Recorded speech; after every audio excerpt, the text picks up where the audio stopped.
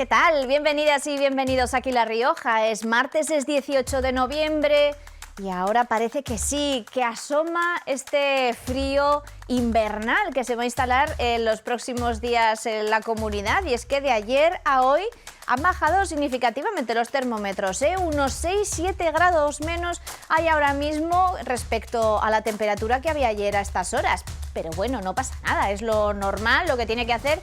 Y así en casa pues podemos poner la calefacción tranquilamente y acurrucarnos en el sofá y ahora mismo pues si quieren disfrutar de este pedazo de programa que les hemos preparado. Vamos a empezar yéndonos al Colegio Sancho III de Nájera, donde los niños y niñas de allí saben perfectamente cómo se utiliza el contenedor marrón. Y si no, vean este reportaje donde nos lo explican de una manera muy educativa.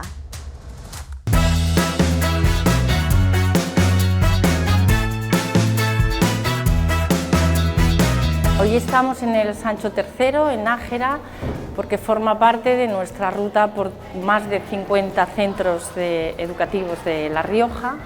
Esta es una parte de la campaña que comenzamos en marzo de este año para dar una actividad a los chavales de primero y segundo y de quinto y sexto de primaria.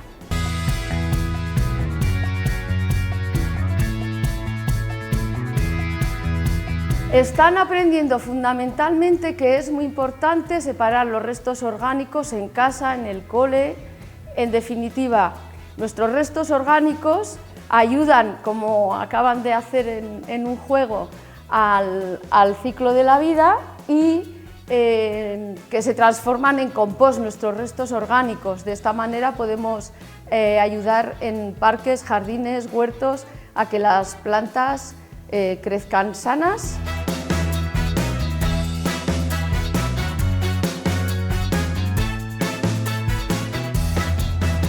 Bueno, pues los chavales en esta actividad van a recibir una formación muy didáctica vinculada al contenedor marrón, en general a todos los contenedores de reciclaje selectivo, pero focalizado en el contenedor marrón.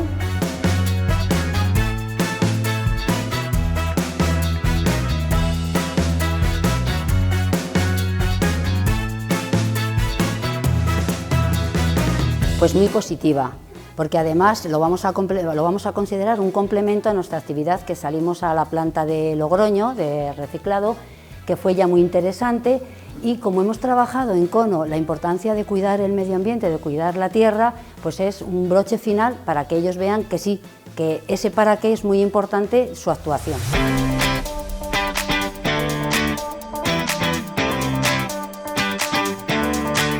Pues estamos aprendiendo sobre el contenedor marrón que han puesto en los pueblos de toda España para reciclar los restos de comida, jardinería, todo tipo de restos que han tenido una vida anterior. Pues hay que echar todos los restos de comida, servilletas usadas. Pues a ver, envases y plástico y eso va al amarillo. Cartón y papel va al azul, restos de comida al marrón.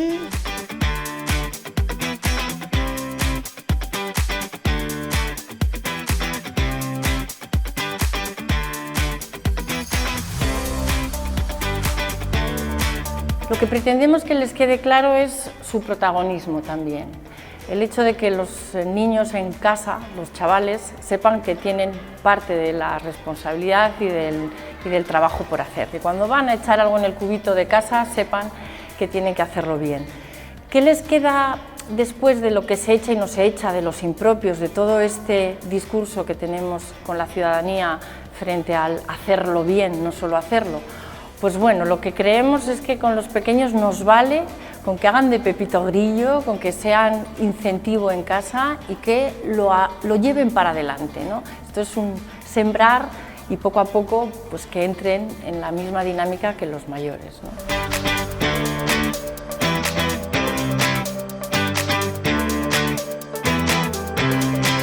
El mensaje que me gustaría que se llevaran a casa es que de nosotros, de gestos muy pequeños como es separar una peladura de plátano y separarlo después en el contenedor marrón de la calle, es tan importante como que de ahí alimentamos a plantas que después nos alimentan a nosotros. Hemos puesto el ejemplo de un manzano que nos da manzanas y lo ven enseguida. Es muy gráfico y muy visual.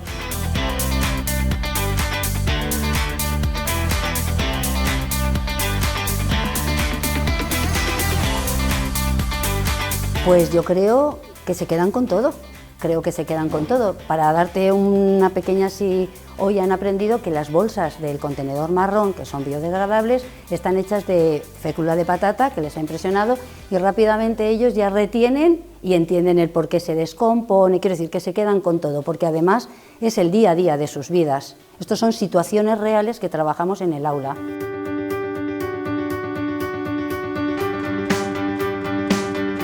Hemos intentado recrear los contenedores en el que tú metes la mano y puedes sacar lo que se echa, y aquí tenemos información, como está destinado a la fracción orgánica que incluye restos de comida.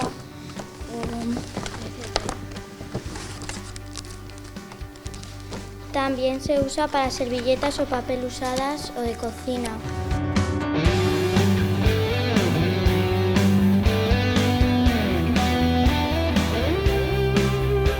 La forma más didáctica de enseñar o de que una disciplina cale, pues con los pequeñitos suele ser en modo casi juego, porque es como aprenden casi todo, ¿no?, en esta edad. Los un poquito más mayores, quinto y sexto, ya les ponemos una proyección con más contenido y un poquito más técnico, pero siempre adaptamos eso, la actividad y los contenidos a las edades. Con los pequeños jugamos, básicamente.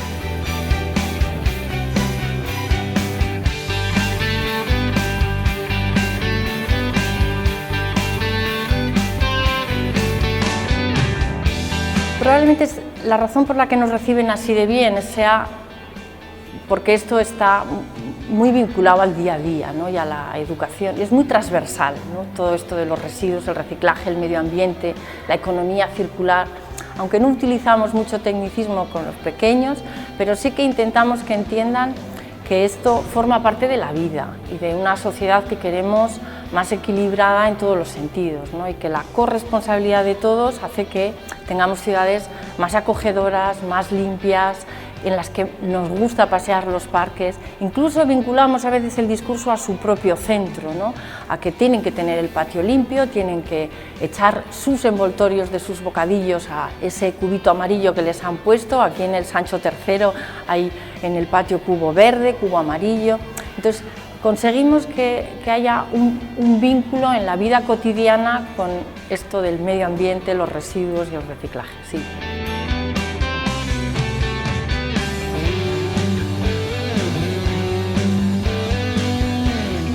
Del contenedor marrón realmente no hay grandes dificultades.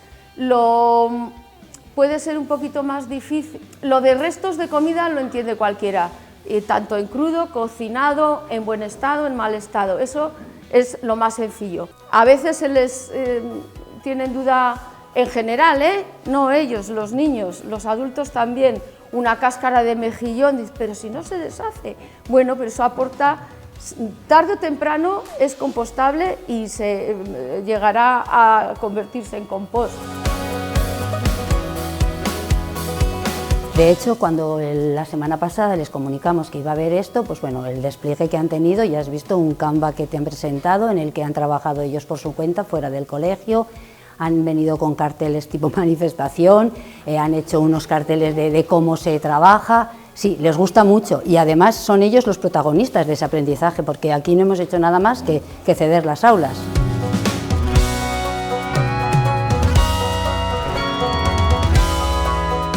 La implicación y la respuesta de los colegios en estas actividades siempre es extraordinariamente buena.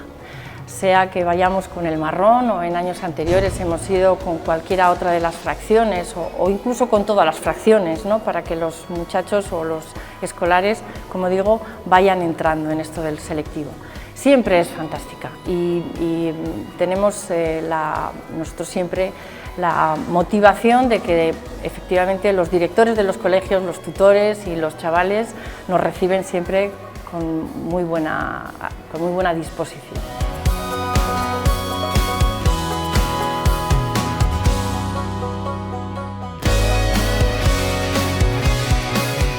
Os presento a Flor, la mejor amiga del dragón.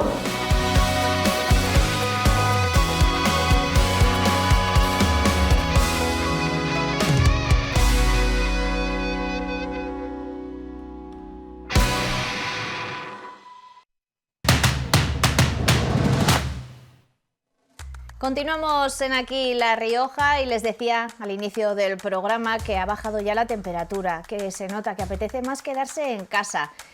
Y les vamos a proponer un buen plan para quedarse en casa y zambullirse en un buen libro en las próximas semanas. Tras las huellas de Green. Ahí está. Carlos Villar Flor, buenas tardes, bienvenido. Hola, buenas tardes, ¿qué tal? Pues muy bien, digo que mejor que zambullirse en un buen libro estos días, que están bajando un poquito las temperaturas y con esta pedazo de novela que nos vas a presentar, pues... Además, 550 páginas tienes para varios días. Tienes para varios... Depende del ritmo del lector, ritmo, pero ¿no? bueno, sí.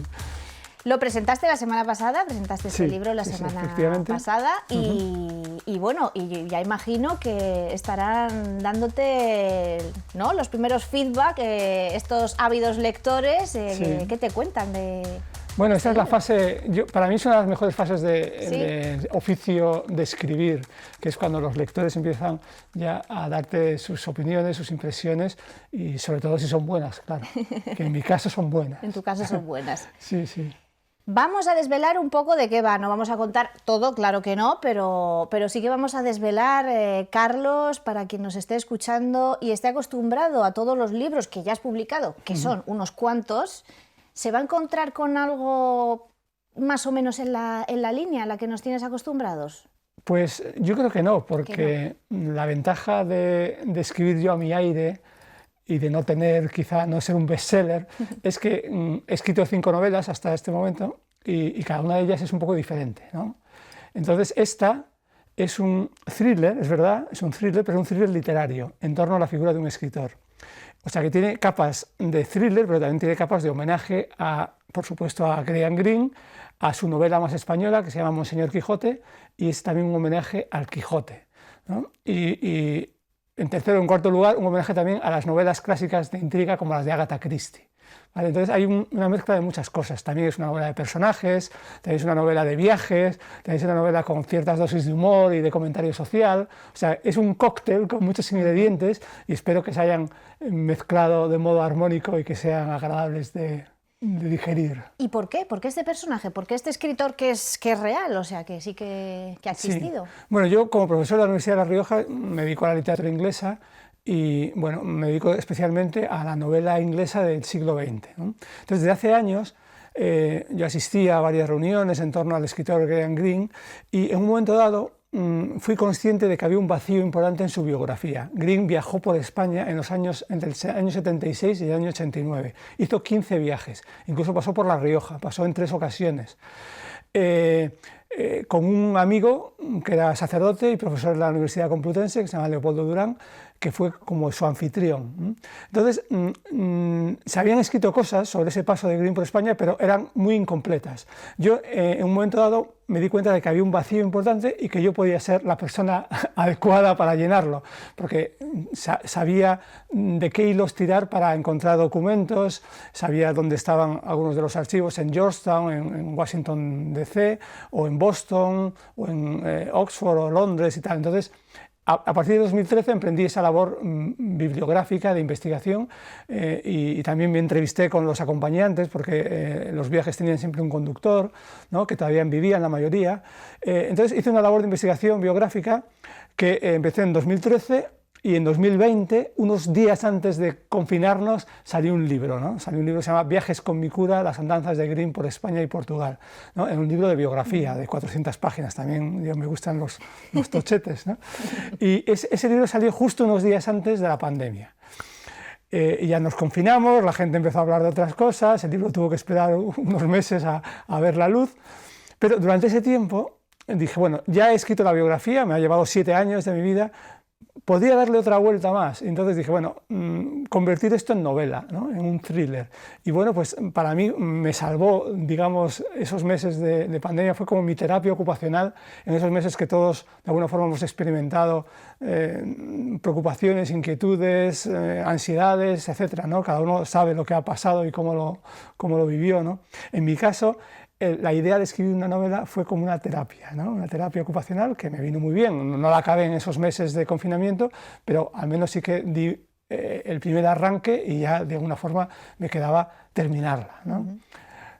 Y no sé si ha supuesto un reto escribir sobre alguien del que tenías tanto conocimiento y hacer de alguna manera, porque es ficción. Sí, es ficción. Realmente, bueno, entonces... hecho como un poco en la línea de Soldados de Salamina de Javier Cercas, en que combino dos planos, ¿no? Está el plano del presente, ha habido un asesinato, un chico que viajó a Georgetown y ha sustraído un documento muy importante de la vida de Green y se lo ha traído a España, pero justo cuando llega a España aparece muerto en el aeropuerto, ¿no? En las inmediaciones del aeropuerto.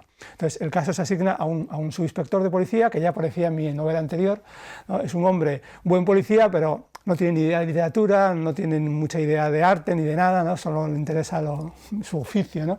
Entonces se da cuenta de que la clave de ese asesinato radica en quién se ha llevado ese diario y por qué le interesa que desaparezca el diario.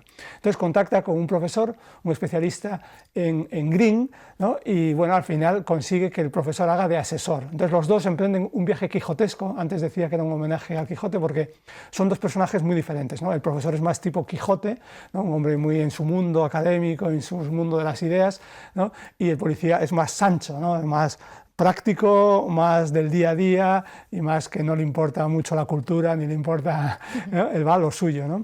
Entonces ambos emprenden un viaje por la mitad norte de España y se van entrevistando con diversas personas porque el profesor tenía una copia de ese diario y entonces puede sacar a algunos sospechosos que podían beneficiarse de la desaparición del diario. Entonces ellos se van entrevistando, algo de la novela, las 400 páginas del grueso del centro es entrevistas con diversos personajes que van encontrando en diversas ciudades del norte de España, ¿no? Siguiendo un itinerario que también, como dije antes, es un homenaje al itinerario de Monseñor Quijote de la novela de Green, ¿no? Y bueno, al final el misterio se resuelve, ya lo puedo sí, adelantar, ¿no? Siguiendo un poco también la estela de Agatha Christie, ¿no? Que hay una serie de sospechosos, cada uno con un motivo, cada uno con una coartada, pero al final uno de ellos es el asesino o el que o ellas, ¿no? Y ahí bueno. No lo desvelamos del todo. No desvelamos, no. Y que haya un personaje que se repita en esta novela también respecto al anterior, ¿eso quiere decir que hay algo pendiente o que este personaje te acompaña, te viene hablando y tienes que darle más vida? Bueno, es como un juego que hago con mis novelas. Ya digo que esta es mi quinta novela y en esta novela hago un juego en el que hago referencias a mis 4 novelas anteriores, de alguna forma, ¿no? Entonces, si para mis lectores más fieles, que alguno habrá, espero, puede que lo pillen. Si no se pilla no pasa nada, porque bueno, son pequeños adornos, ¿no? Pequeños detallitos, ¿no? Pero bueno, el policía aparecía en mi 4ª novela y el profesor aparecía en mi 1ª novela. Entonces los he juntado, ellos no se conocían, eran de universos diferentes, pero aquí se juntan y emprenden este viaje quijotesco, ¿no? Son personajes muy diferentes, pero aprenden a apreciarse y a respetarse, ¿no? Eso también es otro de los mensajes que quiero transmitir, aunque esto no hace ningún spoiler, pero yo creo que es importante en una época en la que la política, la sociedad, todo nos invita a la polarización, a que o estás conmigo o estás contra mí, o tienes mis ideas o no eres mi amigo, tal. Estos dos personajes son muy diversos. Yo quería hacer un canto a la amistad, igual que lo hacía Green en Monseñor Quijote y también igual que lo hacía Cervantes en El Quijote. Un canto a cómo personas muy diversas pueden entenderse, pueden quererse, pueden respetarse y pueden llegar a ser muy amigos, ¿no? Entonces, es un poco parte también del mensaje que quiero transmitir, ¿no? Cómo no tenemos que distanciarnos porque las ideas y nuestras actitudes vitales sean opuestas o sean diferentes. ¿Y tu faceta como docente, Carlos, hace que te enfrentes a la escritura de una manera un poco más relajada o no? O precisamente, claro, por el rigor y sí. No sé, ¿cómo te enfrentas a este este mundo? Bueno, por un lado es más relajado porque yo ya afortunadamente tengo mi sueldo como catedrático de universidad y bueno, no necesito vivir la literatura. Entonces, para mí la literatura es algo placentero, es algo más que una afición, es como una vocación, pero no es una vocación en la que me juegue yo el sustento, ¿verdad? Por tanto, también me da una cierta ventaja en ese sentido, ¿no? Que yo puedo escribir como quiera, de lo que quiera, no tengo que contentar a un público necesariamente, yo escribo, o sea, si contento a un público, mucho mejor, ¿verdad? Pero no escribo pensando en que tengo que vender 100.000 ejemplares o lo que sea, ¿no? Sino escribo lo que a mí me apetece y lo que me gusta y lo que pienso que... yo creo que como escritor intento escribir lo que no he leído en otra parte, ¿no? O sea, lo que me gustaría haber leído, entonces como no lo he leído, lo escribo yo, ¿no? Entonces yo creo que es el planteamiento. Eso por un lado, en el sentido de que ya tengo la vida, digamos, solucionada por otra vía, ¿no? Por otra parte, el hecho de ser profesor también me hace que huya un poco de las novelas demasiado oscuras, ¿no? Porque un profesor también... Creo que un buen profesor tiene que hablar para sus alumnos, ¿no? Y tiene que hacerse entender de alguna forma. Entonces hay muchas tendencias en la narrativa contemporánea y algunas son de narrativas muy oscuras, que hay muchísimas claves que se pierden y que el lector un poco tiene que reconstruir un poco a su aire, ¿no? Entonces, bueno, en ese sentido el ser profesor me hace escribir novelas que relativamente se entiendan, ¿no? Y que se disfruten y que la gente al final pueda atar, no todos los cabos, porque yo creo que no hay que atar todos los cabos en una novela, siempre hay que dejar algunos cabos sueltos, pero al menos los gordos sí, ¿no? ¿Y aquí quedan atados? Los gordos sí. ¿O hay algo quedan más? Algunos hilos quedan sueltos, ¿verdad? Sí. Pero igual que quedaba en mis novelas anteriores, entonces a veces se atan en las posteriores. O sea que quizás haya algo posterior a la que tenemos encima de la mesa. Sí, ¿no? siempre Ya puede haber, tienes, mientras puede haya haber. inspiración, ¿verdad? Y quería comentar contigo, Carlos, en tu blog recientemente, estos días, publicabas una entrada en la que comentabas que hace 30 años, por ejemplo, pues no había tantos escritores riojanos como hay hoy en día. ¿Esto hace que haya tantos ahora? ¿Hace para ti un efecto contrario al que se busca? O sea... Es muy buena pregunta. Bueno, también tengo que aclarar que en el blog suelo subir mis colaboraciones en el diario La Rioja, ¿no? Ya que estamos en la casa, ¿no? Sí. ¿no? Y en esa fue la última columna que escribí el viernes pasado, ¿no? Efectivamente, ahora ha habido una eclosión, ¿no? de presentaciones. Vamos, no me he puesto a hacer un análisis detallado, pero bueno, así intuitivamente hay unas 10 o 12 presentaciones a la semana en Logroño, de libros. La mayoría de autores de aquí, otros vienen también de fuera porque tienen el circuito de presentaciones. O sea, eso quiere decir que en La Rioja los grandes grupos ven que hay un público lector importante. Pero eso, contrastando con el ambiente cuando yo llegué hace 30 años, que había pues igual una presentación cada 2 meses o así, ¿no? En el Café Bretón, eran muy bonitas, con aperitivos y jamón de pato. Jamón de pato. Sí, pero claro, ahora es que se ha disparado, ¿no? Entonces, algunas de esas presentaciones, claro, son autores que se autoeditan, ¿no? Que no esperan a que alguien les dé esa oportunidad. Otras son de editoriales ya consagradas, ¿no? Entonces, claro, a veces es un poco difícil distinguir el trigo de la paja, ¿no? Porque a veces un autor puede tener 200 asistentes a su acto, pero porque tiene una vida social muy intensa, tiene muchísimos amigos, o porque es un político importante y le van a hacer la pelota, o lo que sea, ¿no? A veces no es fácil distinguir dónde están los valores literarios. En ese sentido, yo creo que, bueno, aún así, a pesar de todo, a pesar de esa, digamos, dificultad para distinguir, yo creo que es una buena noticia. Yo creo que es una buena noticia. O sea, más vale dedicarse a esto que dedicarse a otras cosas, ¿no? Y que se conozca La Rioja por la cantidad de autores que hay y espero que también de lectores, porque siempre es deseable que haya un paralelismo entre los que leen y los que escriben, ¿no? Que no sea que uno escriba mucho pero no lee nada, ¿no? Entonces yo creo que tiene que haber un número proporcional mayor, obviamente, de lectores que de escritores, ¿no? Entonces, bueno, que se conozca La Rioja por esto me parece que es una buenísima noticia, ¿no? Y quizá es el momento de que los medios y en general la opinión pública, pero bueno, también los medios que se dedican a difundir la opinión pública le den más importancia al hecho de que, porque aunque un libro sea muy malo, bueno, lleva mucho trabajo, ¿no? Bueno, vamos a decir que sea mediocre, ¿no? Lleva mucho trabajo, lleva 1 año, 2 años, a veces mucho más que 2 años, ¿no? Entonces, bueno, es mucho más importante que, yo que sé, que un gol de un futbolista de regional o las declaraciones consabidas de un político que dice lo de siempre, lo que ya se espera, ¿no? Y eso acapara muchas veces las portadas y acapara muchas páginas. Sin embargo, hay libros que se presentan y merecen una noticia pequeñita, un recuadro, o a veces ni siquiera eso, ¿no? Entonces yo creo que, primero, que es una buena noticia que en La Rioja haya ese clima literario creciente, aunque no sea tan fácil distinguir, pero bueno, yo creo que en general es muy buena noticia. Pero luego también igual se puede fomentar algo más, ¿no? Darle más entrada, más importancia, más eco a estos alumbramientos de criaturas de papel, ¿no? Que son como hijos, ¿no? Que Claro, uno tiene, al final, ¿no? Sí, sí. Pues Carlos, muchísimas gracias por haber estado Es un placer. con nosotros. Está muy a gusto. Y yo también he estado muy a gusto. Y solo tenemos que invitar a que compren este libro. ¿Dónde lo pueden comprar? Que lo compren y Carlos? que lo lean. Y que lo lean, claro. O que lo regalen. O que lo regalen y que luego lean. lo lean también. Sí. ¿Dónde lo pueden comprar, Carlos? Pues en las librerías principales de... Aquí en Logroño lo pueden comprar. Sí, en Santos Ochoa, en Cerezo, en Perfecto. Escala, en las principales. Pues un buen libro, ¿eh? Para pasar estos días, para regalarlo, pero sobre todo para leerlo, como dice Carlos. Muchísimas gracias, Carlos. Muchas gracias. Un placer A que ti. vengas a esta casa, como siempre. Hacemos una pausa para publicidad y enseguida regresamos, ¿eh? No se muevan, que volvemos ahora.